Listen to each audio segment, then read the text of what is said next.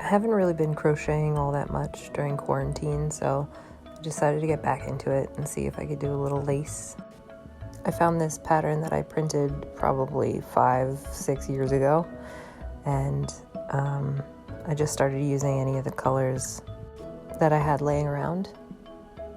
And here I have the really long polygel nails on, which made it difficult to crochet with.